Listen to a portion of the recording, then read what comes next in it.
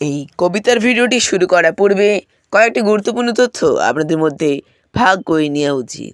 যদি আপনি এটি ইউটিউব, ফেসবুক বা আমাদের নির্দিষ্ট ইনস্টাগ্রাম অ্যাকাউন্ট থেকে দেখে থাকেন, তাহলে চ্যানেলটিকে সাবস্ক্রাইব বা ফলো করুন। এছাড়াও আমাদের প্রতিটি ভিডিও যদি আপনার মনকে ছুঁয়ে যায় বা ভালো লেগে থাকে, তাহলে প্রতিটি ভিডিওকে লাইক করার পাশাপাশি আপনি প্রতিটি ভিডিওকে নেট দুনিয়ায় বা নেট মাধ্যমে শেয়ার করে দিবেন, মানে অন্য ব্যক্তিকে দেখার সুযোগ করে দিবেন। এছাড়াও প্রতিটি ভিডিও যদি আপনার কেমন লেগেছে, মনের অনুভব, খারাপ ভালো সমস্ত কিছুই আপনি লিখতে পারেন প্রতিটি ভিডিওর কমেন্ট বক্সে। তাই প্লিজ কমেন্ট করুন, প্রতিটি কমেন্ট পড়া হয়। তাই পুরো ভিডিওটি দেখতে থাকবে, কেউ স্কিপ করবে না। কবিতাটি খুবই মজাদার এবং ইন্টারেস্টিং কবিতা, তাই সঙ্গে থাকা পুরো ভিডিওটি। ধন্যবাদ। নমস্কার। বন্দে মাতরম। কবিতা শব্দের বাজি খাতা, কবি জয়দীপ দত্ত। এই কবিতা তথা শব্দের বাজি খাতা এই কবিতাটি শোনার পূর্বে আমরা সর্বপ্রথম শুনে নেব কবিতার পোস্টার তথা এই কবিতাটি কবি লিখেছেন কিসের ভিত্তি করে, বা এই কবিতার দ্বারা কবি কি জানাতে চাইছেন, শব্দের কিসের খেলা, শব্দের খাতার সঙ্গে কি বহির্গায়িত সম্পর্ক, তা সম্পর্কে আমরা জানবো এই কবিতার ভিডিওর পোস্টার সম্পর্কে। চলুন যাওয়া যাক পোস্টারের পাতায়। ফার্স্ট পোস্টারের মাধ্যমে কবি বলতে চেয়েছে যে একটি নির্দিষ্ট খাতাকে এখানে সাদৃশ্য বা এই নির্দিষ্ট খাতাটিকে এখানে প্রত্যক্ষ দৃষ্টিতে বা দৃষ্টিভঙ্গিতে দেখানো হয়েছে, যেই খাতায় কয়েকটা শব্দকে উল্লিখিত অক্ষর দ্বারা চিহ্নিত করা হয়েছে এবং পাশের দুপাশে বাংলা বাংলা এইরকম অক্ষরে লেখা আছে, যেটা তোমরা পোস্টারে দেখতে পাচ্ছ। ঠিক তেমনি সেই শব্দগুলো এক ছোট ছোট অক্ষর থেকে এক বড় বা বৃহৎ আকার ধারণ করেছে এই বাংলা অক্ষরজাত রূপকজাত এক অক্ষরাঞ্চিত। এবং এই যে অক্ষরগুলো যখন ঘুরতে ঘুরতে একটা শব্দে পরিণত হয়, যেমন বাংলা অনেকগুলো অক্ষরকে নিয়ে একটা শব্দ, সেই বাংলা অক্ষরকেই আমরা তা যোগ করা বা যুক্ত একটা বড় অক্ষরে পরিণত হওয়া, এটাকেই আমরা খেলা হিসাবে কবি দেখিয়েছে। এবং সেই কিছু আলো ছড়ায় ওই একটা শব্দ গঠন হওয়ার পর, সেই আলোটাকেই এখানে মজার ছড়ে কিছু মনকে ছুঁয়ে যায় এবং ওই শব্দটাই কানে শুনলে বা বললে ওটা ঠিক এবং সঠিক হয়। এছাড়াও বলেছে পাতা উল্টারে শব্দ ফেটে পড়ে। যদি ওই শব্দটাকে আমরা যদি উল্টিয়ে দিই, শব্দের বা মুখ উচ্চারিত শব্দ থাকবে না, তার কোনো মানে বা সাদৃশ্য বলে কোনো বস্তু থাকবে না। এছাড়াও বলেছে নীরবতাও কথা বলে। এক নীরব দৃষ্টিতে ওই শব্দটার দিকে তাকিয়ে থাকবে, সে তোমার মতনই এক মানুষের দৃষ্টান্তে কথা বলা শুরু করবে। এছাড়াও শব্দের যে বাজি, শব্দরা যে সমস্ত কথা বলে, মানে শব্দরা অনেক অনেক অক্ষর মিলিয়ে যখন শব্দে পরিণত হয়, অনেক অনেক শব্দ মিলে যখন সেন্টেন্স বা বাক্য তৈরি করে, তখন এই শব্দদের বাজিকে আমরা দেখতে পাই। এছাড়াও আরও বলেছেন কবি যে বুকের ভেতর আলো জ্বালায়, মানে ওই শব্দটা আমাদের মনকে এবং সাদৃশ্য বস্তুটাকে এক নতুন দৃষ্টিতে বা নতুন দৃষ্টিভঙ্গিতে দেখতে এবং সুদৃঢ় করতে আরও বাড়িয়ে তোলে ওই শব্দটার মানে বা সম্পূর্ণজাত অর্থটা। এটাই বলা হয়েছে প্রথম পোস্টারের মাধ্যমে, মানে প্রথম এবং দ্বিতীয় স্তম্ভের মাধ্যমে।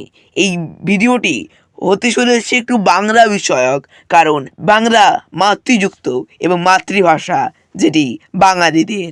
তাই দ্বিতীয় পোস্টার মানে সেকেন্ড পোস্টারে যাওয়া যাক।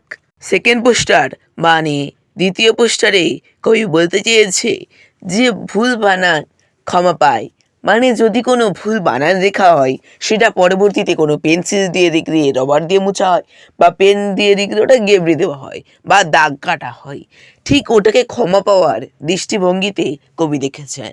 এছাড়াও যখন তৃতীয় স্তম্ভে যখন সেকেন্ড লাইনটা লিখতে গেছেন, তখন একটি কথা লিখেছেন, অনুভূতি কোনো বানান নেই। অনুভূতি বা তার আবেগ, তার ইচ্ছা, তার মনোভাবের কোনো বানান দ্বারা, কোনো পেন বা পেন্সিল বা রেখাঙ্কিত বা কাটা জায়গার দ্বারা ওই বানানটিকে ঠিক বা বানান বলে আঙ্কিত বা রেখাঙ্কিত করা যায় না। এছাড়াও যখন আমরা কোনো শব্দকে লিখতে যাই বা শব্দের খেলায় আমরা মেতে উঠি, ঠিক তখন শব্দেরাও যেমন হাসে, ঠিক মানুষের ওই শব্দটাকে উচ্চারণ করতেও মানুষের মনে এবং আধ্যাত্মিক দিক থেকে প্রচুর আনন্দ বা আনন্দিত হয়ে লাগে।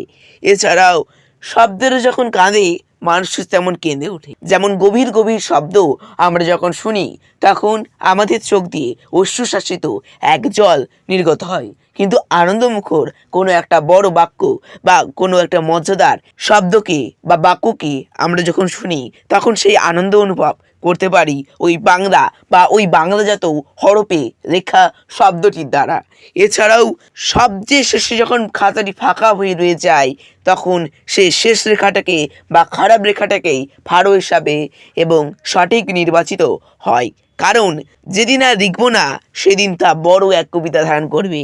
যেই দিন কবি লেখা বন্ধ করে দিবেন, তখন ওই কবিতাটি এক বড় আকার ধারণ করবে এবং ওই কবিতাটি অনবরত চলতেই থাকবে, যার শেষ বা অন্ত নেই। এটাই বলতে চেয়েছে সেকেন্ড পোস্টার। মানে কবি জানাতে চাইছে যে লেখা কোনো দিন বা লেখা বা পড়াশোনা কোনো দিন শেষ নয় বা কোনো দিন শেষ হতে পারে না। এটাই বলা হয়েছে সেকেন্ড পোস্টারের মাধ্যমে। শব্দের বাজি খাতা এই কবিতার ভিডিওটি বেশি বড় না করে আমরা সরাসরি চলে যাব কবিতার পাতায়। চলুন যাওয়া যাক কবিতার পাতায়। কবিতা শব্দের বাজি খাতা, কবি জয়দীপ দত্ত। আমার খাতা আছে, শব্দেরা খেলতে আসে সেখানে, কিছু আলো ছড়াই, কিছু মন ছুঁয়ে যায়। পাতা উল্টেই শব্দ ফেটে পড়ে, নীরবতাও কথা বলে। শব্দরা বাজি, বুকের ভেতর আলো জ্বালায়। ভুল বানানো ক্ষমা পায়, অনুভূতির কোনো বানান নেই। শব্দেরা হাসে, শব্দেরা কাঁদে, সবচেয়ে শেষে ফাঁকা পাতা থাকে।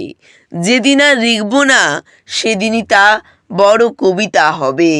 আরেকবার কবিতাটি বলে দেওয়া হচ্ছে স্পষ্টভাবে এবং ভালোভাবে মনোযোগ সহকারে পুরো কবিতাটি শুনে নাও। কবিতা শব্দের বাজি খাতা, কবি জয়দীপ দত্ত। আমার খাতা আছে, শব্দেরা খেলতে আসে সেখানে, কিছু আলো ছড়াই, কিছু মন ছুঁয়ে যায়। পাতা উল্টেই শব্দ ফেটে পড়ে, নীরবতাও কথা বলে। শব্দরা বাজি, বুকের ভেতর আলো জ্বালায়। ভুল বানানো ক্ষমা পায়, অনুভূতির কোনো বানান নেই। শব্দেরা হাসে, শব্দেরা কাঁদে, সবচেয়ে শেষে ফাঁকা পাতা থাকে। যেদিন আর লিখব না, সেদিনই তা বড় কবিতা হবে। Please like and subscribe.